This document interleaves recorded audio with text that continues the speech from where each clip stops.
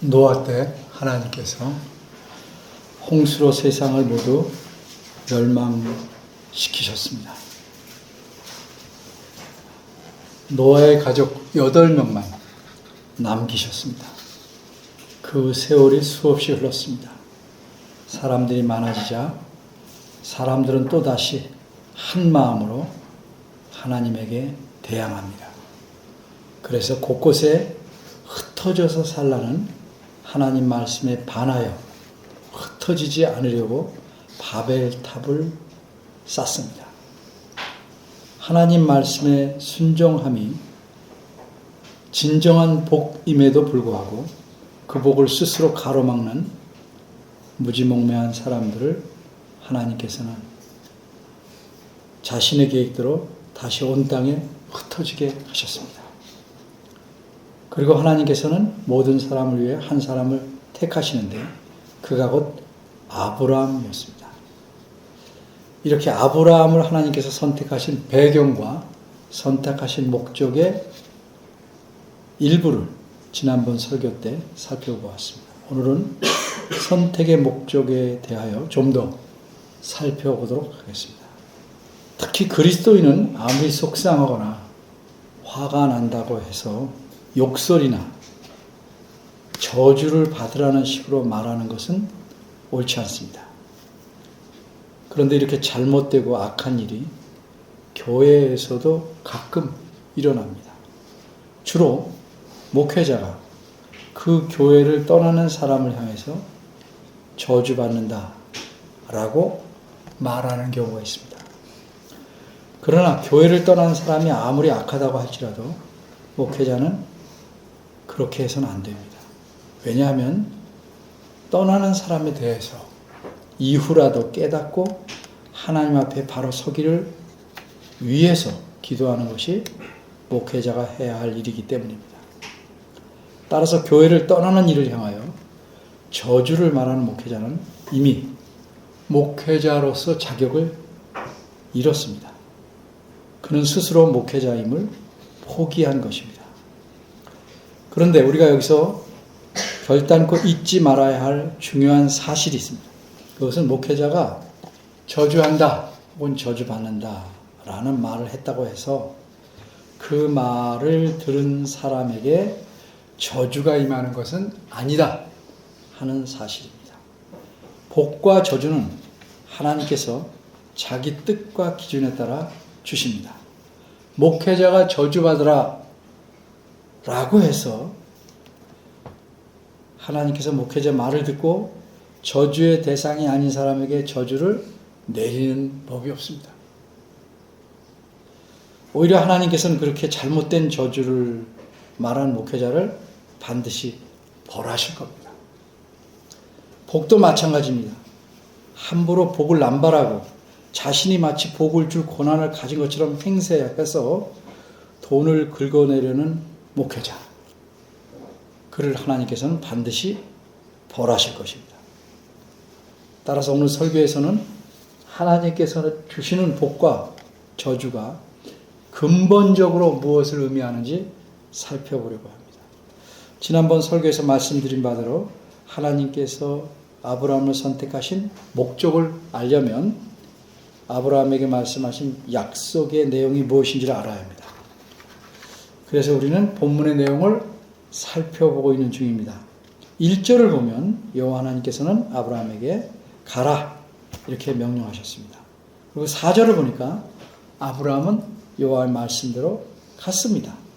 이로써 아브라함은 여호와의 명령을 온전히 다 순종한 것입니다.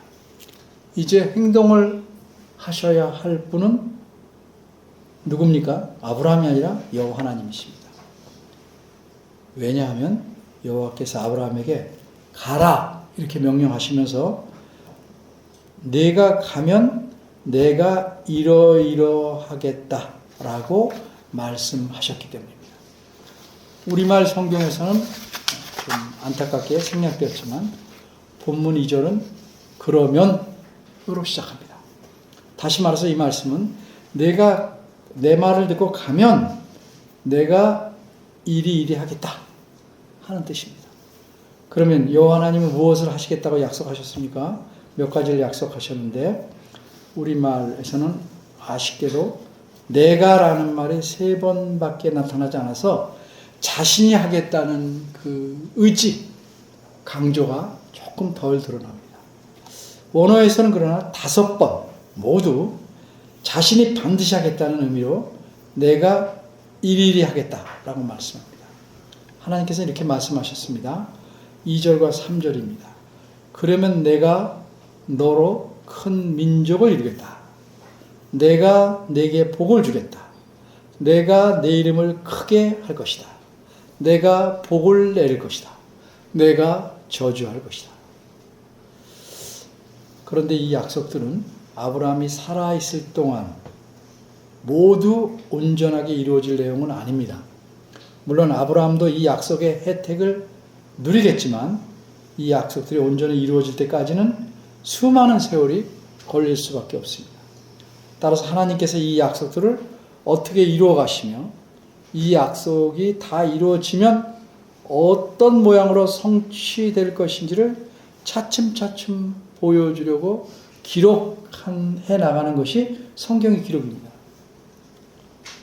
이렇게 성경은 사람에게 초점을 맞추지 않고 자신의 약속을 지켜나가시는 하나님과 그 약속을 지키기 위해서 하시는 일들에 초점을 맞춰 기록하고 있습니다. 그 점을 우리가 놓치지 말아요. 그래서 성경은 도덕 혹은 윤리를 가르치는 책이 아닙니다. 그런 내용이 물론 들어있지만 초점은 하나님에게 있습니다. 그래서 성경을 하나님의 말씀, 하나님의 계시라고 표현하는 것입니다. 2절과 3절에서 하나님께서 몇 가지를 약속하셨는데 이 약속 전체를 내용에 따라 묶어보면 3가지입니다. 첫째는 너로 큰 민족, 지난번에 설명한 대로 이 민족이 아니고 원어는 큰 나라, 내가 너로 큰 나라를 이루겠다 하는 약속이었고 이 약속에 대해서는 지난 설교에서 제가 자세히 설명했습니다.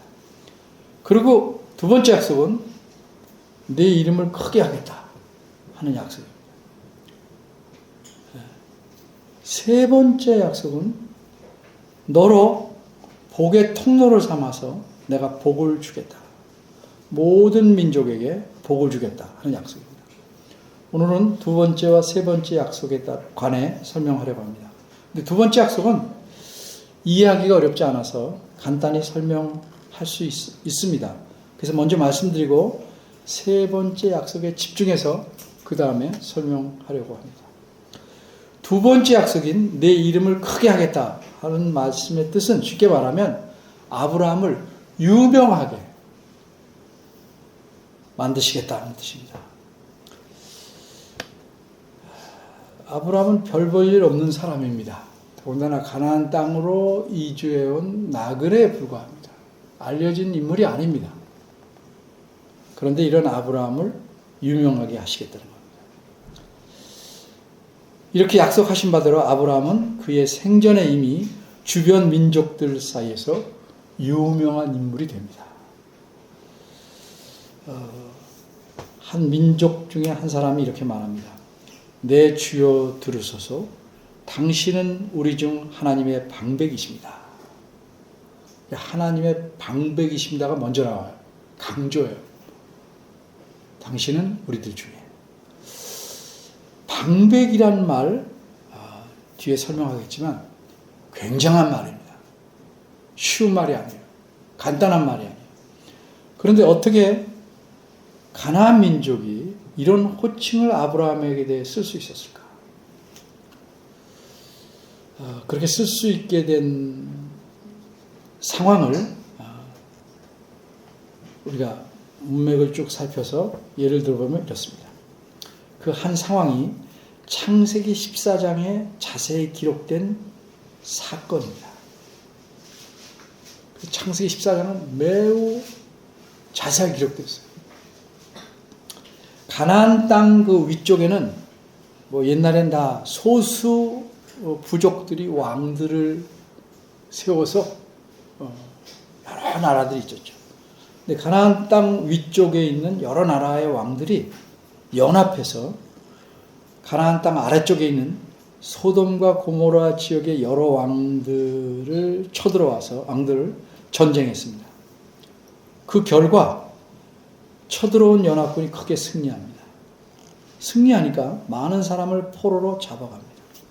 근데 이 포로 가운데 그 아래 소돔 지역에 살던 아브라함의 조카 롯과 그 식구들이 포함됩니다.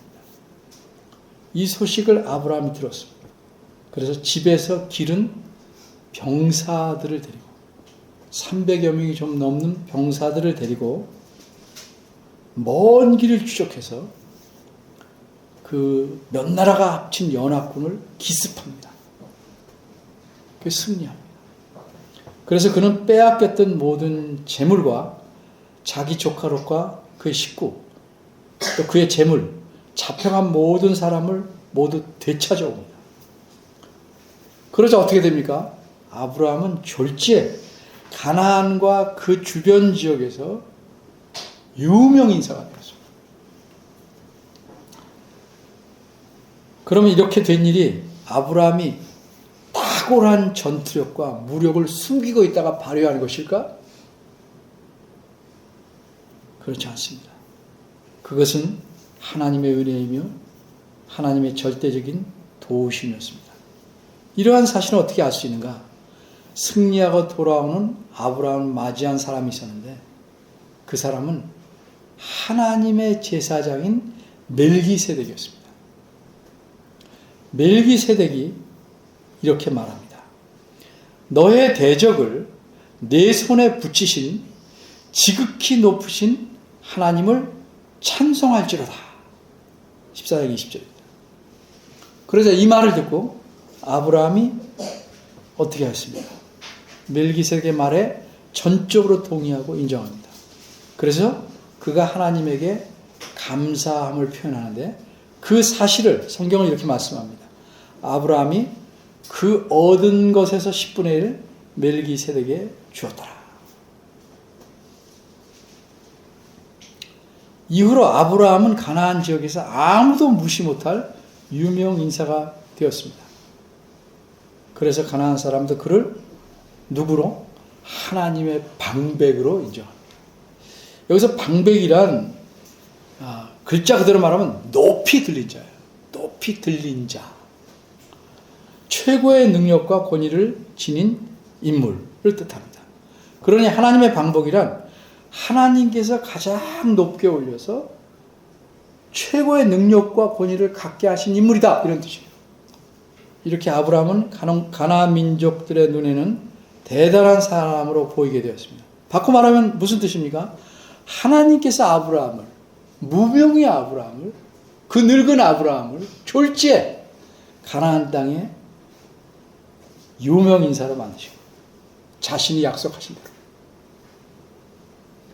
이뿐만 아니라 이제 하나님께서는 어떻게 하셨습니까?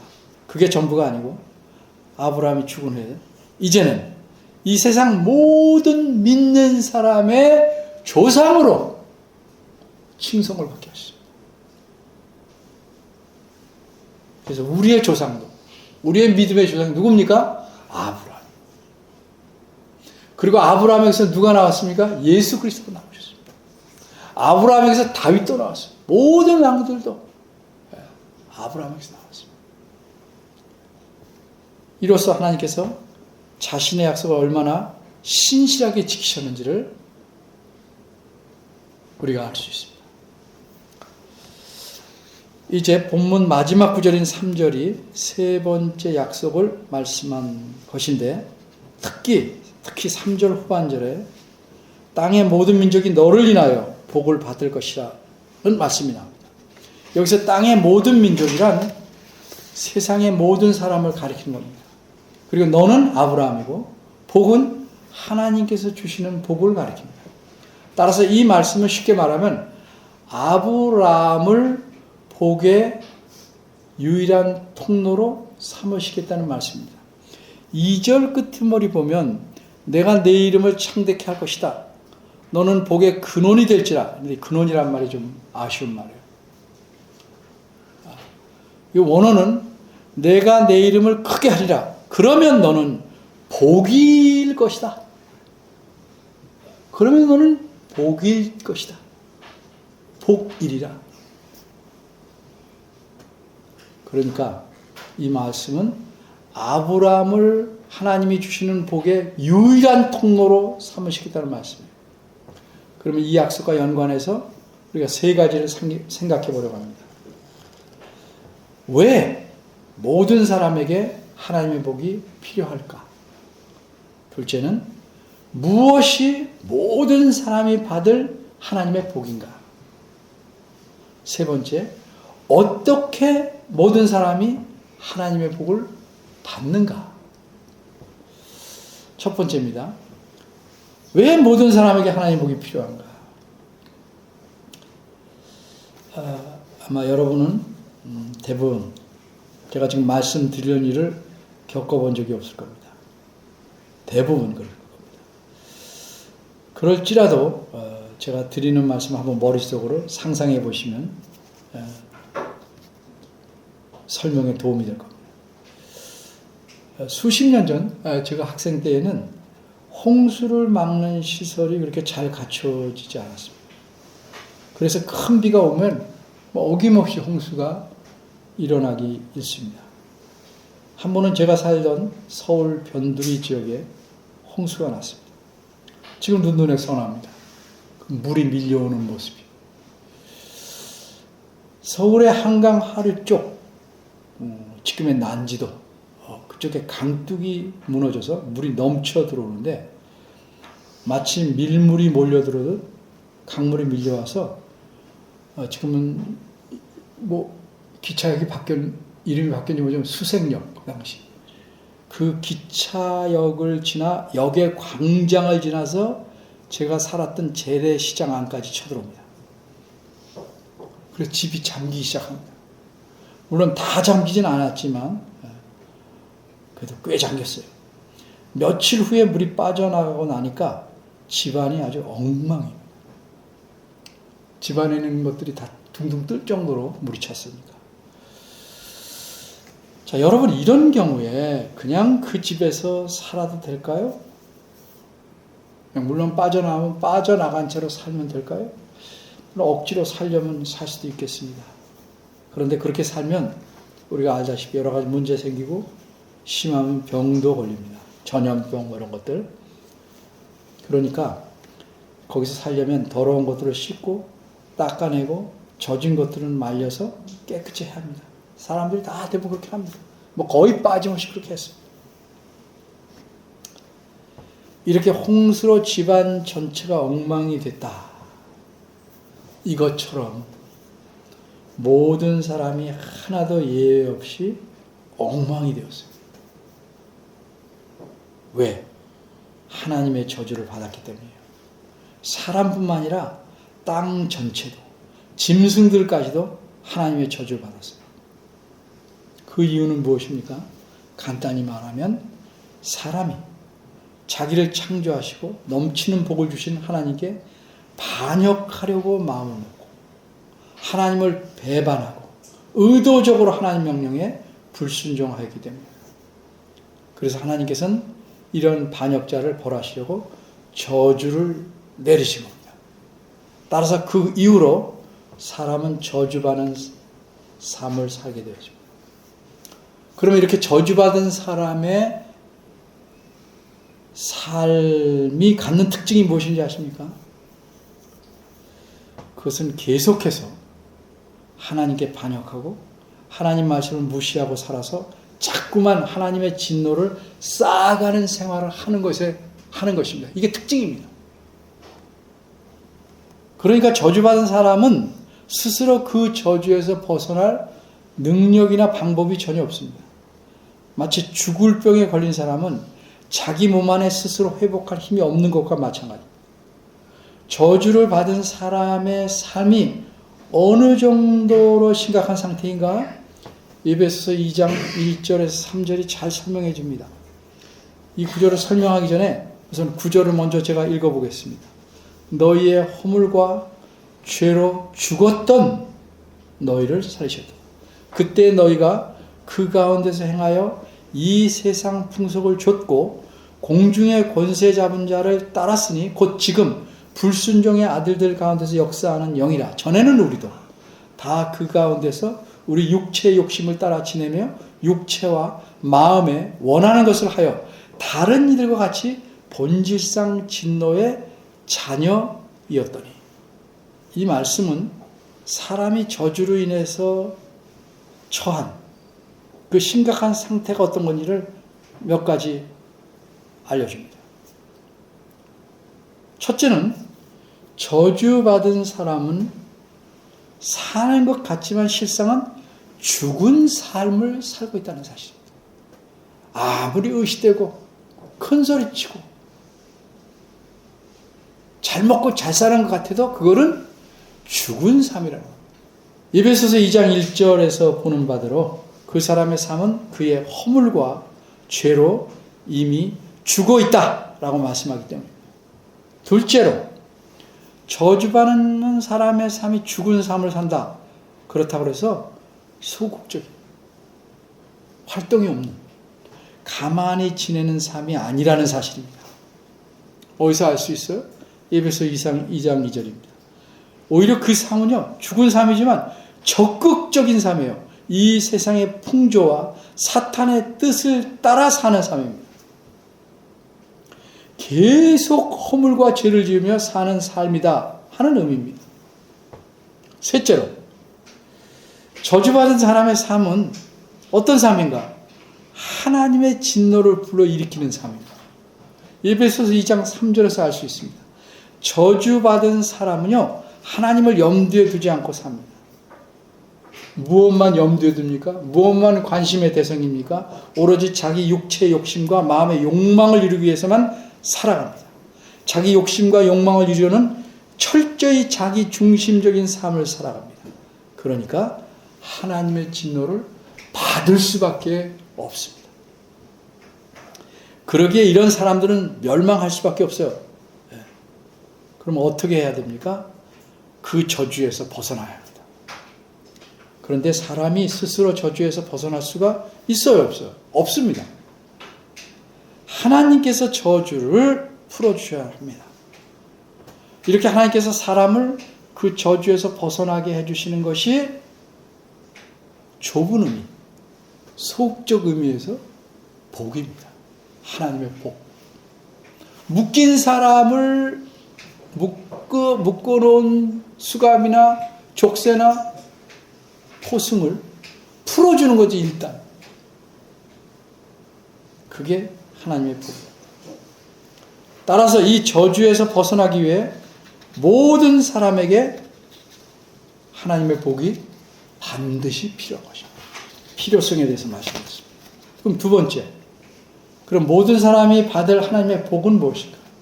무엇이 하나님의 복인가? 하나님께서 모든 사람에게 주시려는 복이 뭘까? 금방 말씀드린 대로 좁은 의미에서 하나님의 복은 사람에게서 저주를 없애주시는 겁니다. 좁은 의미예요. 그럼 넓은 의미에서 하나님의 복은 무엇인가? 그 복을 좀 이해하기 전에 이런 예를 들어봅니다. 중고등학생은 다 배웠을 것 같은데 한번 물어볼까요? 어떤 이끼류에서 짜낸 자줏빛 색소인데 파란색이 되기도 하고 붉은색이 되기도 합니다. 이것을 뭐라고 그러죠? 들으면 그러는데 이게 그건지 모를 거예요. 리트머스입니다. 리트머스. 들어보셨죠? 리트머스. 이것으로 만든 시험지가 리트머스 시험지입니다. 그런데 이 리트머스 시험지가 알칼리성과 산성 중에서 어떤 걸 만나면 색깔이 변하는데 어떤 걸 만나면 파란색이 될까요? 오래전에 배워서 생각 안 나요. 제가 다 대답할게요. 알칼리성입니다. 자, 이제 설명을 들으십시오. 알칼리 산성 몰라도 됩니다. 하여튼 색깔이 변한다는 거 아시면 돼요. 이제 설명을 들으면 좀 이해가 잘 될 거라고 생각해서 예를 들었어요. 리트머스 시험지가 붉은색에서 파란색으로 바뀌었다고 가정합시다.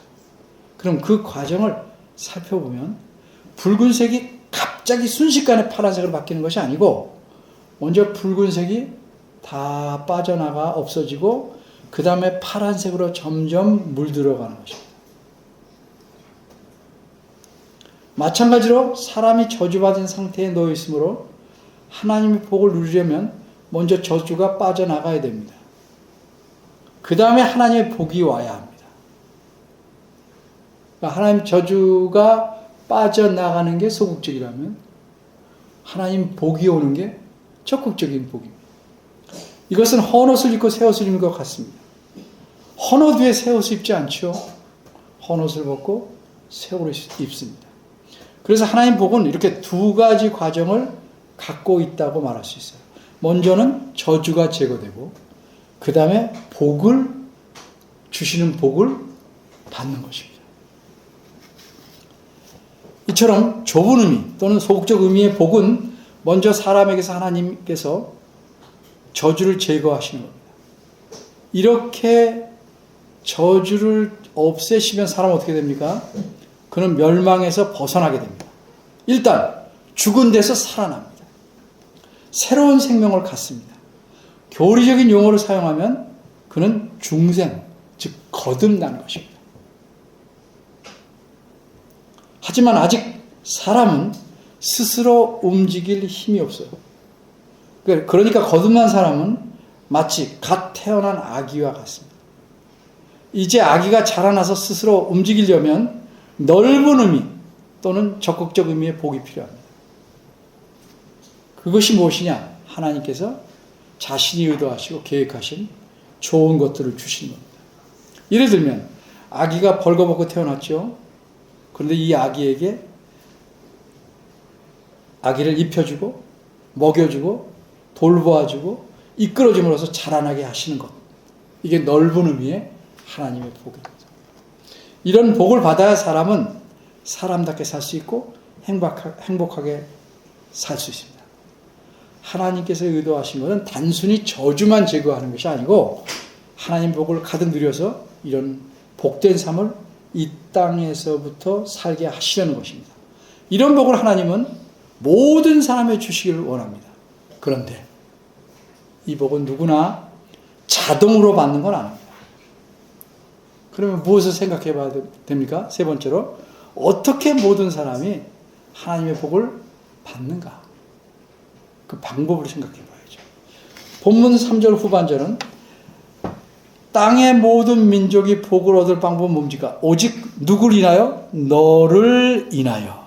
너를 인하여. 바꿔 말하면 아브라함을 통해서입니다. 아브라함이 복을 얻을 수 있는 유일한 통로입니다. 다른 길은 없습니다. 그런데 너를 인하여라는 말씀이 구체적으로 무엇입니까? 좀 바꿔 생각하면 어떻게 모든 사람이 아브라함을 통해서 복을 받을 수 있습니까? 이 대답은 3절 상반절에 나와 있습니다. 무엇이라고 말씀했습니까? 여기 말씀하시기를 하나님께서 분명하게 너를 축복하는 자에게는 내가 복을 내리고 너를 저주하는 자에게는 내가 저주하리니 이렇게 말씀합니다. 하나님께서 아브라함을 축복하는 자에게는 복을 내리시다고 말씀했어요. 저주하는 자에게는 저주하겠다고 말씀했어요. 그러니까 사람이 하나님과 복과 저주를 받는 것은 전적으로 그 각 사람이 아브라함을 대하는 태도에 달려 있습니다. 그러면 여기서 또 생각해 볼 게 있죠. 아브라함을 만나서 사람이 그의 면전에서 내가 너를 저주한다 이렇게 말할 사람이 있겠습니까? 철천지 원수가 아닌 사람이야 거의 그럴 수는 없죠. 아브라함과 원수가 돼서 그를 아주 지긋지긋하게 싫어하는 사람이 아니라면 대부분 사람은 예의상으로도 축복합니다. 복 받으세요. 이렇게 말할 겁니다. 그런데 그렇게 말로만 축복한다고 해서 그럼 그 사람에게 하나님께서 복을 주시겠다는 뜻일까? 빈말일 수도 있는데 그렇게 보기는 힘듭니다. 그러면 이 말씀의 의미는 무엇입니까? 길게 설명할 수 있는데 성경학자들의 말을 종합하면 성경학자들이 이렇게 이해합니다. 우선 여기서 복과 저주는 서로 반대되는 말로 사용된 것입니다. 따라서 아브라함을 저주한다는 것은 저주한다는 말을 하는 게 아니고 원어의 뜻을 살펴보면 아브라함을 가볍게 대하는 겁니다. 이 말의 뜻이 가볍다, 가볍게 대하는 거예요. 아브라함을 바르게 대하지 않고 멸시하는 겁니다. 그러면 두 개가 반대말이니까 아브라함을 축복한다는 건 뭐예요? 아브라함을 적어도 존중히 대하는 겁니다. 풀어 말하면 아브라함을 존중히 대한다는 게 뭐예요? 아브라함이 하나님께 복을 받은 자일 뿐만 아니라 아브라함을 통해서만 하나님의 복을 얻을 수 있음을 인정하고 그를 존귀하게 대하는 겁니다. 왜 직원이 사장을 존중히 여깁니까? 속은 떠나서. 왜? 먹고 살 수 있는 돈을 주니까. 아브라함을 통해서만 하나님 복을 받을 수 있다를 인정하고 그러니까 그를 복받기 위해서 존중하며 존귀하게 대하는 겁니다. 근데 여기서 또 문제가 생기죠. 어떤 문제입니까? 아브라함이 이 땅에서 영원히 사는 게 아니죠. 아브라함 175세에 죽어요. 그리고 아브라함이 오늘 본문의 말씀을 들었을 때는 75세입니다. 따라서 아브라함이 죽은 후에는 사람들이 아브라함을 만나서 존중하고 축복하고 싶어도 그럴 수가 있어요, 없어요? 없지요. 그렇다면 하나님께서는 아브라함이 이 말씀을 들은 75세 때부터 죽을 때까지 100년간만 사람들에게 복을 주시려고 계획하신 것일까? 그건 아닐 것 같죠.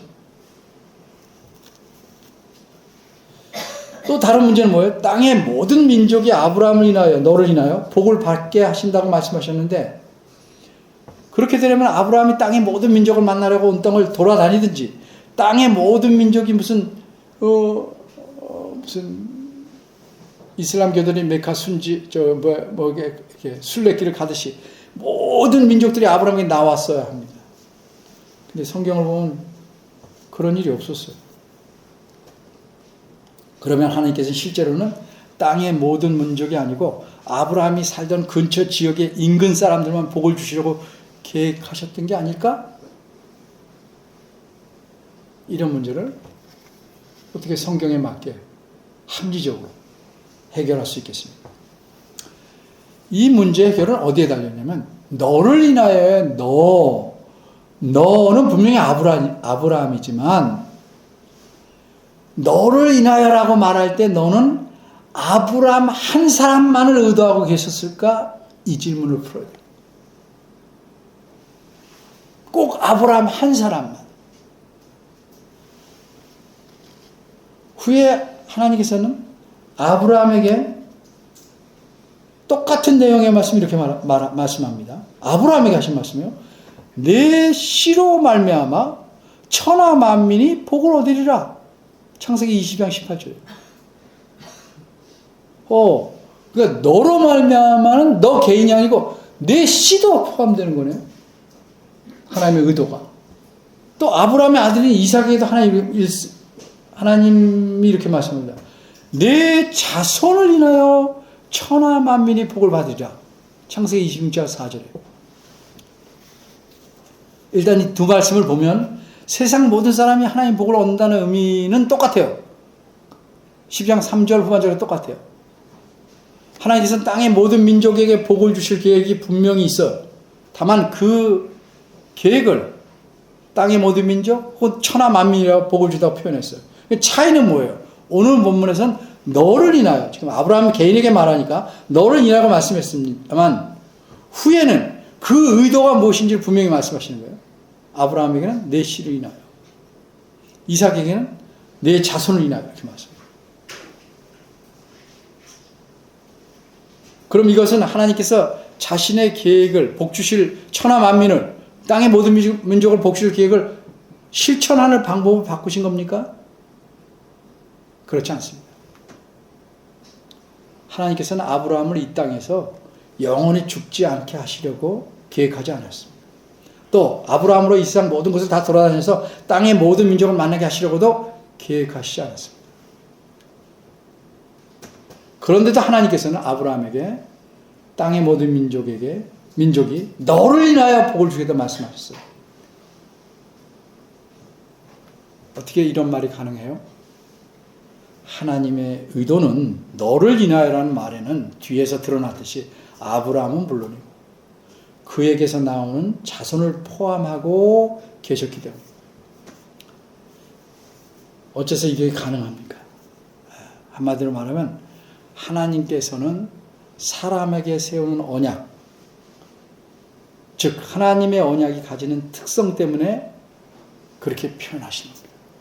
대표자를 말씀하셔서 그 대표자 안에 속하는 자들을 포함합니다.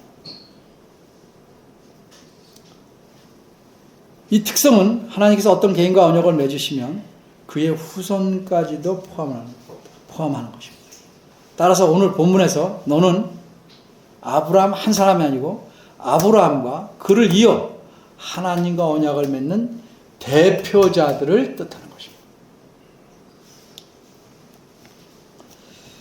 이처럼 오늘 본문의 말씀을 보면 한마디로 여호와 하나님께서 아브라함을 선택한 목적은 무엇입니까?